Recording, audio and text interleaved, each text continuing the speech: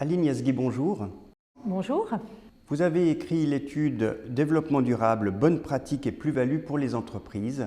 Comment avez-vous conçu cette étude au niveau méthodologique? Alors tout d'abord, je suis partie par le début, si j'ose dire, en rappelant quelques définitions, parce qu'en discutant avec les gens, je me suis rendu compte que le développement durable, dans la tête de madame ou monsieur lambda, était souvent synonyme de manière très réductrice à l'environnement. Ce n'est pas tout, puisque le développement durable contient trois thématiques, à savoir bien entendu l'environnement, mais aussi le côté social et bien entendu le côté économique. Donc en fait, c'est bien de prendre en compte ces trois éléments à la fois.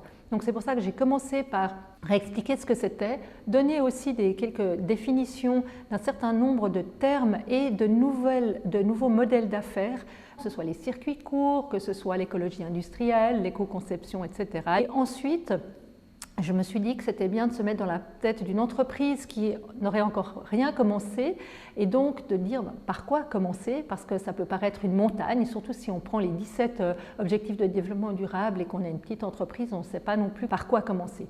Et après, j'ai divisé de manière relativement classique entre les mesures environnementales, les mesures sociales, les mesures de gouvernance et économique. Et puis après, j'ai parlé de la finance durable parce que c'est quelque chose d'important, surtout à Genève, qui se profile quand même comme un des pôles mondiaux en finance durable. Mais vous avez dû faire des choix pour cette étude. Oui, alors effectivement, cette étude a voulu donner beaucoup d'exemples concrets parce que je trouvais que c'est toujours plus parlant quand des entreprises parlent aux autres entreprises. Maintenant, comme effectivement le développement durable est un terme extrêmement large, sur chacun des aspects on aurait pu écrire des milliers de pages, eh bien il a fallu faire des choix et c'est évident que c'est peut-être un pour 1000, je ne sais pas, hein, des entreprises qui font quelque chose qui ont été citées.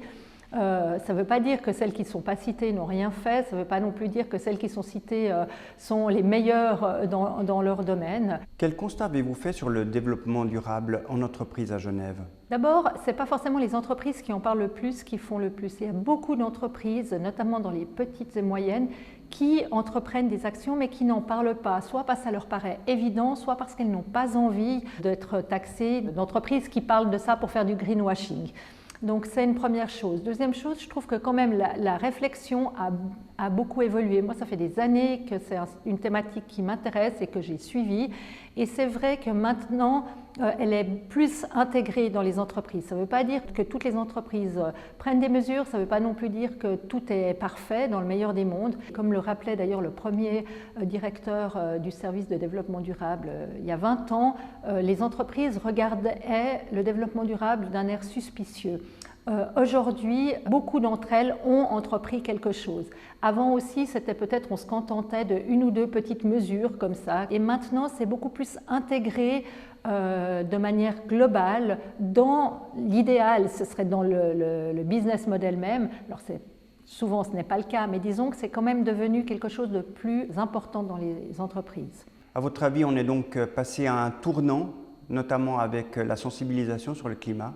Bon, je pense que ça a été pas à pas et depuis une vingtaine d'années, progressivement, les progrès sont là, ils sont un peu lents quand même, il faut dire ce qui est, mais je pense que depuis un an environ, quand c'est devenu vraiment dans l'actualité et que les études, notamment sur le changement climatique, ont été de plus en plus nombreuses à montrer un certain nombre de choses, là, ça a peut-être été un accélérateur ou un révélateur pour certaines entreprises qui n'avaient encore rien fait. Aujourd'hui, les principaux risques majeurs sont quand même affiliés de près ou de loin au développement durable. Vous avez parlé du changement climatique, ça en fait partie, mais pas uniquement. Si on pense à l'inégalité homme-femme ou à la pauvreté, c'est quand même des enjeux que le monde économique ne peut plus ignorer, pas uniquement pour des questions altruistes, mais également pour des questions de business. Merci beaucoup Aline Yazghi d'avoir répondu à nos questions. De rien, merci à vous.